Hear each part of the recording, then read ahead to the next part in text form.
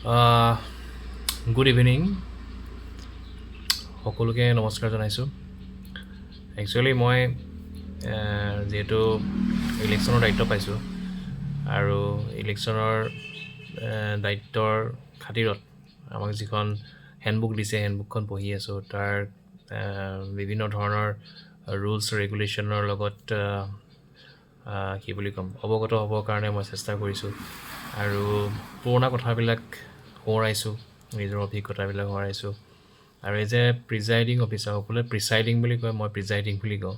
As a presiding officer আমি বহুতখিনি কাম কৰিবলগীয়া হয় আৰু সেই কামখিনি কৰোঁতে আমাৰ যথেষ্ট কষ্ট হয়। আমি নিষ্ঠাৰে কামখিনি কৰিব লগা হয়, সময় বহুত লাগে।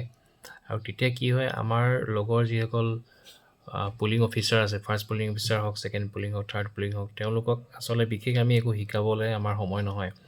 আৰু সেইকাৰণে মই কি কৰোঁ, 2016 চনৰ পৰা মই ইলেকশ্যনৰ ডিউটিত আছোঁ। প্ৰথমটো মই ফাৰ্ষ্ট পুলিঙৰ দায়িত্বত আছিলোঁ 2015 চাগে, 15 নে 16।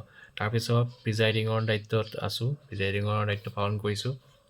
আৰু সেইকাৰণে মই কি কৰোঁ, যিহেতু সেই হেণ্ডবুকখন প্ৰিজাইডিং অফিচাৰ যিখন হেণ্ডবুক, সেইখন অনলাইনত পোৱা যায় বাৰু ডাউনলোড কৰিলে, কিন্তু কিতাপখন সাধাৰণতে অকল প্ৰিজাইডিংজনক দিয়ে। কিন্তু প্ৰিজাইডিঙৰ কিবা কাৰণত যদি সেইদিনটো তেওঁ কাম কৰিব নোৱাৰে, তেনেহ'লে ফাৰ্ষ্ট পুলিং অফিচাৰে সকলোখিনি দায়িত্ব পালন কৰিব লগা হয়। কিন্তু কিতাপখন যিহেতু তেওঁলোকে নাপায়, গতিকে সকলোবিলাক কথা তেওঁলোকে জানিবলৈ অসুবিধা হয়। কিন্তু আজিকালি বাৰু ভিডিঅ' আছে, কিবা আছে, সেইবোৰ চাই তেওঁলোকে শিকি লয়। কিন্তু তথাপিও সেই কিতাপখন যিহেতু তেওঁলোকে নাপায়, বহুত ক্ষেত্ৰত তেওঁলোক অসুবিধাৰ সন্মুখীন হোৱা দেখা যায়। আৰু সেইকাৰণে মই কি কৰোঁ, অকল ফাৰ্ষ্ট পুলিঙেই নহয়, ছেকেণ্ড পুলিঙকো সেইখন কিতাপ নিদিয়ে, থাৰ্ড পুলিংজনকো সেইখন কিতাপ নিদিয়ে। গতিকে মই কি কৰোঁ, মই নিজে কিতাপখন পঢ়াৰ পিছত তাৰ গোটেই কনচেপ্ট, প্ৰত্যেকজন বিষয়াৰ দায়িত্বকে মই কাগজত লিখোঁ। 2016 চনতে লিখি মই সেইখন থৈ দিছোঁ, তাৰ মাষ্টাৰ কপিটো। আৰু সেইখন জেৰক্স কৰি পুল ডে'ৰ আগদিনাখন, যিটো P1 বুলি কওঁ, P-1, সেইদিনৰ গধূলি মই তেওঁলোকক গোটেই কামখিনি কৰাৰ পিছত কাগজখন মই দি দিওঁ যে আপোনালোকক মই এতিয়া শিকাবলৈ সময় নহ'ব, আপোনালোকৰ যদি কিবা থাকে মোক সুধিব, কিন্তু কাগজত মই চব লিখি থৈছোঁ। কাগজকেইখনত আপোনালোকে পঢ়ি চাওক, কিবা নুবুজিলে মোক সুধিব। আৰু তেওঁলোকে নিজৰ যিখিনি তেওঁলোকৰ ৰেচপনচিবিলিটি হয়, ডিউটি হয়, তাই কাগজত লিখা থাকে। 3খন কাগজ মানে জেৰক্স কৰি মই দিওঁ, first polling, second polling, third polling. তো তেওঁলোকে সেইখন পঢ়ি গোটেই মানে পিছদিনাখনৰ কামখিনি কৰিব পৰা হয়। মানে ট্ৰেইনিং নকৰিলেও হয়, তাক গোটেইখিনি মই লিখিয়ে থৈ দিওঁ। তো সেই 2016 চনৰ সেই কাগজখন এইবাৰো মই উলিয়াইছোঁ আৰু মই চাইছোঁ। কিতাপখন পঢ়াৰ আগতে মই লিখা যিখন কাগজ, সেইখন চাইছোঁ। আৰু সেইখন মই আপোনালোকৰ লগত শ্বেয়াৰ কৰিব বিচাৰিছোঁ, কাৰণ মই ভাবোঁ সেইখন শ্বেয়াৰ কৰি দিলে ইয়াত যদি কোনোবা ফাৰ্ষ্ট পুলিঙে এই ভিডিঅ'টো চায়, তেনেহ'লে নিশ্চয় তেওঁ উপকৃত হ'ব বুলি মই ভাবিছোঁ। তেনেহ'লে মই কি পইণ্টছ লিখিছিলোঁ বা আউটলাইন মই কৰিছিলোঁ ফাৰ্ষ্ট পুলিং অফিচাৰৰ দায়িত্ব পুল ডে'ৰ দিনাখন আৰু আগদিনাখন, সেইখিনি মই ইয়াত ক'ব বিচাৰিছোঁ। তো মই প্ৰথম লিখিছোঁ, আপুনি মাৰ্ক কপি অফ ইলেক্ট'ৰেল ৰুলৰ আৰু ভোটাৰৰ চিনাক্তকৰণৰ দায়িত্বত থাকিব। অৰ্থাৎ আমাক 3খন ইলেক্ট'ৰেল ৰোল দি দিব, তাৰে এটাত mark copy of electoral roll বুলি লিখা থাকিব। সেইটোৱে আমাৰ ৱৰ্কিং কপি হ'ব। বাকী এটা কপি মানে প্ৰিজাইডিঙৰ ওচৰত থাকিব আৰু এটা কপি এক্সট্ৰা থাকে, ঠিক আছে। আৰু যিটো আমাৰ ৱৰ্কিং কপি, সেইটো আমি পিছত চিল কৰি আমি কাউণ্টাৰত জমা দিব লগা হয়, আৰু বাকীকেইটা এক্সট্ৰা পেকেটত যায়, ঠিক আছে। তো সেই মাৰ্ক কপিখন প্ৰিজাইডিঙে আগদিনাখনেই ফাৰ্ষ্ট পুলিং অফিচাৰক দি দিব। ফাৰ্ষ্ট পুলিং অফিচাৰে আগদিনাখনেই BLOৰ লগত লগ লাগি গোটেই পেজবোৰ চাব লাগে। আচলতে আমি প্ৰথম যেতিয়া মেটেৰিয়েল চেলৰ পৰা বস্তুবোৰ নিওঁ, তেতিয়া আমি চেক কৰিব লাগে প্ৰতিটো পেজ চিৰিয়েলি আছেনে নাই, চব ঠিকেই আছে নাই, HD ভোটাৰৰ লিষ্ট আছে নেকি, এইবিলাক। কিন্তু তাত গৈও BLOৰ ওচৰত যিখন থাকিব ইলেক্ট'ৰেল ৰোল, আৰু আমাৰ ওচৰত যিখন থাকিব, গোটেইখন মিলাই পিনি ভালকৈ ফাৰ্ষ্ট পুলিং অফিচাৰ প্ৰিজাইডিঙে চাব লাগিব তন্নকৈ চব ঠিকেই আছেনে নাই, ঠিক আছে।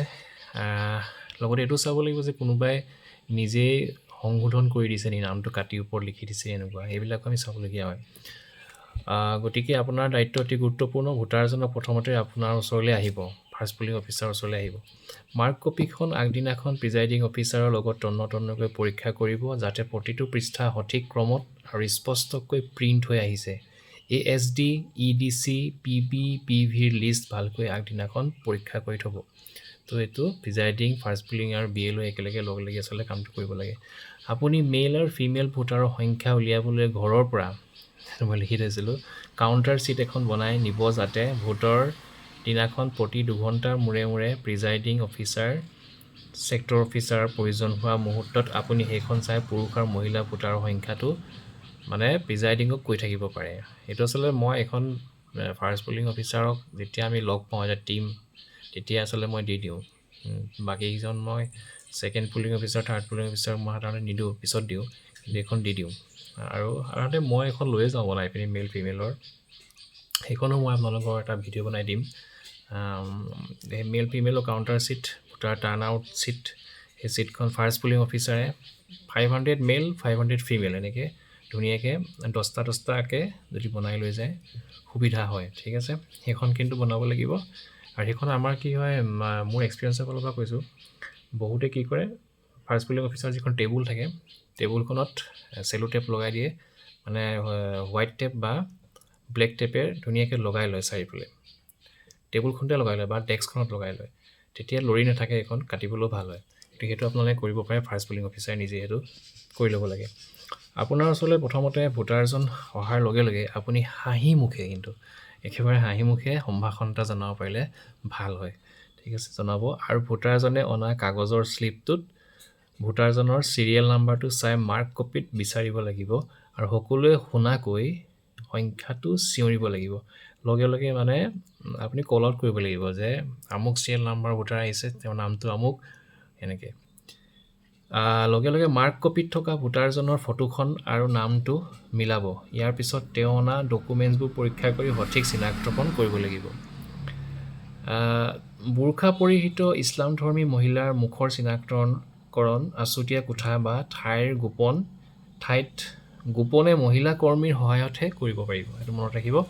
যদি কোনোবা বুৰ্খা পৰিহিত ইছলামধৰ্মী মহিলা আহে, তেনেহ'লে আপুনি যদি পুৰুষ হয় নিজে ফাৰ্ষ্ট পুলিংজন, তেনেহ'লে আপুনি চিনাক্তকৰণ কৰিব নোৱাৰিব। বেলেগ আপুনি লোকেলি এপইণ্ট কৰিব লাগিব এগৰাকী মহিলা, আৰু সেই মহিলাগৰাকীৰ দ্বাৰাহে তেওঁৰ চিনাক্তকৰণটো বেলেগ এটা আছুতীয়া কোঠাত হ'ব। ইয়াৰ পিছত চিনাক্তকৰণ সঠিক হ'লে পুৰুষ ভোটাৰ বাবে মাৰ্ক কপিত ভোটাৰজনৰ নামৰ যিটো বক্স থাকে মাৰ্ক কপিত, সেইটো এনেকৈ ডায়েগনেলি ক্ৰছ কাটিব লাগে যদি পুৰুষ হয়, আৰু যদি মহিলা হয় এইটো কটাৰ লগতে তেওঁৰ চিৰিয়েল নাম্বাৰটো গোল কৰিব লাগে। এইবাৰ আমাৰ ট্ৰেইনিঙত সেনেকৈ শিকাইছে, আগতেও বেলেগ বেলেগ আছিলে ছিষ্টেম। ঠিক আছে, গতিকে সেই কামটো কৰিব লাগিব ফাৰ্ষ্ট পুলিং অফিচাৰ। চিনাক্তকৰণ হোৱাৰ পিছতহে কিন্তু মাৰ্ক দিব পাৰিব। মাৰ্ক দিয়া মানে হৈছে কি, তেওঁ ভোট দিবলৈ তেওঁক আমি চান্স দিছোঁ, মানে তেওঁ ভোট দিব পাৰিব। গতিকে মাৰ্ক দিওঁতে একেবাৰে সাৱধান হ'ব, চিনাক্তকৰণ কৰাৰ পিছতহে মাৰ্ক দিব। আৰু এটা বস্তু চাব, টেণ্ডাৰ ভোট নহ'বৰ কাৰণে একদম ভেৰি ইম্পৰ্টেণ্ট, অকল নামটো শুনি পিনি কামটো কৰিলেই নহ'ব, মানে কথাটো এনেকুৱা। কাৰণ একে নামৰ এটা অঞ্চলত বহুত মানুহ থাকিব পাৰে। এতিয়া বহুতে খপজপত কি কৰে, ফাৰ্ষ্ট পুলিঙে অকল নামটো শুনে, নামটো মাৰ্ক কপিত বিচাৰিছে পাই যায়, কিন্তু চিৰিয়েল নাম্বাৰটো ভালকৈ নাচায়, খেলি মেলি হয়। আৰু সেই নামৰ মানুহ আকৌ পিছত যেতিয়া আহে দেখে যে এইজনেচোন তেওঁৰ নামৰ নামটো একেটাই হয়, অলৰেডি ভোট দি গৈছে। আচলতে তেওঁ চিনাক্তকৰণ কৰোঁতে ভুল হ'ল ফাৰ্ষ্ট পুলিং অফিচাৰ, সেইকাৰণে এনেকুৱা হ'ল, দি গৈছে, তেতিয়া সেইটো টেণ্ডাৰ ভোট হৈ যায়। তো সেইটো নহ'বৰ কাৰণে আপুনি চিনাক্তকৰণ কৰোঁতে একেবাৰে এড্ৰেছটো চাব লাগে, ফটোখন চাব লাগে, নামটো চাব লাগে, আৰু এপিক যদি লৈ আহিছে এপিকত লাষ্টত 3-4টা সংখ্যা চালেই হৈ যায়। তো এইখিনি ফাৰ্ষ্ট পুলিং অফিচাৰে কৰিব লাগিব। তাৰপিছত মই লিখিছোঁ ইয়াত লগে লগে ইয়াৰ পিছত আপুনি পুৰুষ মহিলাৰ কাউণ্টাৰ শ্বীটখনত পুৰুষ মহিলাৰ সংখ্যাটো কাটি যাব। যদি পুৰুষজন আহিছে পুৰুষত কাটিলে, মহিলা আহিছে যদি মহিলাত কাটিলে। ইয়াৰ পিছত ভোটাৰজনে অনা শ্লিপটো লৈ পেলাই দিয়াৰ ব্যৱস্থা কৰিব আৰু ভোটাৰজনক ছেকেণ্ড পুলিং অফিচাৰৰ ওচৰলৈ পঠিয়াই দিব। আমাক যিটো এটা বাস্কেট এটা দিয়ে, বাস্কেটত সেই কাগজখন যিখন তেওঁলোকে বাহিৰৰ পৰা লৈ আহে, চিৰিয়েল নাম্বাৰটো লিখি সেইটো পেলাই দিলেই হৈ গ'ল। সেইটো মানে পিছত যাব নালাগে, আৰু এইটো অকল চিৰিয়েল নাম্বাৰটো চাবৰ কাৰণেহে আমাক সেই শ্লিপটো লাগে। মাৰ্ক কপিত পিবি মানে হৈছে পষ্টেল বেলট, যিবোৰ আমি আচলতে দিওঁ বাই পোষ্ট। ডিলিটেড লিখা থাকিলে ভোট দিব নোৱাৰিব। মাৰ্ক কপিখনত যদি এইকেইটা শব্দ থাকে কেতিয়াও ভোট দিব নোৱাৰিব। সেইটো ফাৰ্ষ্ট পুলিং অফিচাৰে জনাটো দৰকাৰী। ASD, A মানে হৈছে এবচেণ্টি, S মানে হৈছে শিফটেড, D মানে হৈছে ডুপ্লিকেট বা ডেথ।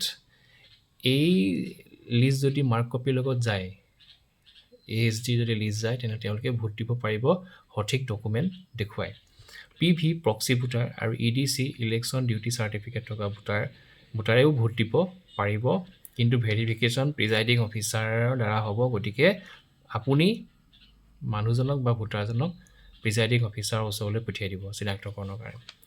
তাৰপিছত লিখিছোঁ, আপোনাৰ দ্বাৰা বা প্ৰিজাইডিং অফিচাৰৰ দ্বাৰা উপৰোক্ত বিভিন্ন ধৰণৰ চিনাক্তকৰণ প্ৰক্ৰিয়া সম্পূৰ্ণ নোহোৱালৈকে আপুনি মাৰ্ক কপিখনত একো চিন নিদিব, নহ'লে ভোটিং প্ৰক্ৰিয়া চিনাক্তকৰণ নোহোৱালৈকে ৰৈ থাকিব পাৰে।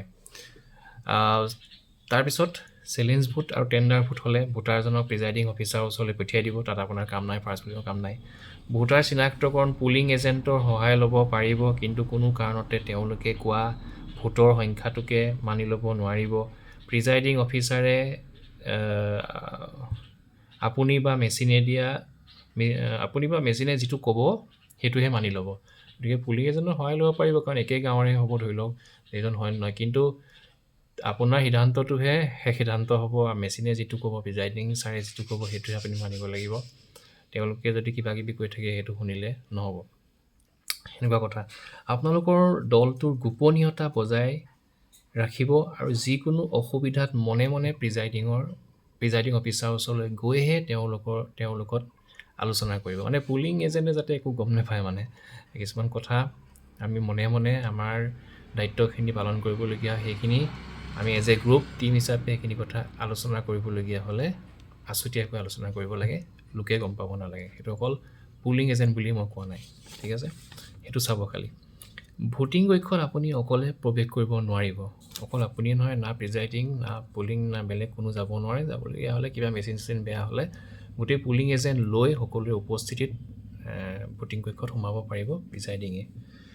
আগদিনাখন কাগজৰ কামত প্ৰিজাইডিং অফিচাৰক সহায় কৰিব লাগিব। সেইটো কৰিবলগীয়া হয়। প্ৰিজাইডিং অফিচাৰে কিবা কাৰণত ভোটৰ দিনাখন কাম কৰিবলৈ অসমৰ্থ হ'লে প্ৰিজাইডিং অফিচাৰৰ সমস্ত দায়িত্ব আপুনি অৰ্থাৎ ফাৰ্ষ্ট পুলিং অফিচাৰে গ্ৰহণ কৰিব লাগিব। শেষত mark copy of electoral rule আৰু প্ৰিজাইডিং অফিচাৰৰ যিখন ডায়েৰী, এই দুটা জেগাত, আৰু পাৰিলে আপুনি 17A ভোটাৰ ৰেজিষ্টাৰ, 3টা জেগাত আপোনালোকৰ চহী থাকিব, মানে ফাৰ্ষ্ট পুলিং অফিচাৰৰ চহী থাকিব। তাৰপিছতে মই শেষত এটা NB কৰি লিখি থৈছোঁ যে টেণ্ডাৰ ভোট নহ'লে আপুনি ভোটাৰৰ এপিক নাম্বাৰটো ভালকৈ পৰীক্ষা কৰিব। গতিকে এইখিনিয়ে থুলমূলকৈ ফাৰ্ষ্ট পুলিং অফিচাৰৰ দায়িত্ব। ফাৰ্ষ্ট পুলিং অফিচাৰে যদি চিনাক্তকৰণটো ভালকৈ কৰে, তেনেহ'লে পিছৰ প্ৰক্ৰিয়াখিনি একেবাৰে সহজ হৈ পৰে। এটা সৰু ভিডিঅ' বনালোঁ। এইবাৰ যিসকলে ফাৰ্ষ্ট পুলিং অফিচাৰৰ দায়িত্ব পাইছে প্ৰথম তেওঁলোক উপকৃত হ'ব বুলি ভাবিছোঁ। আজিলৈ আহিছোঁ, ধন্যবাদ।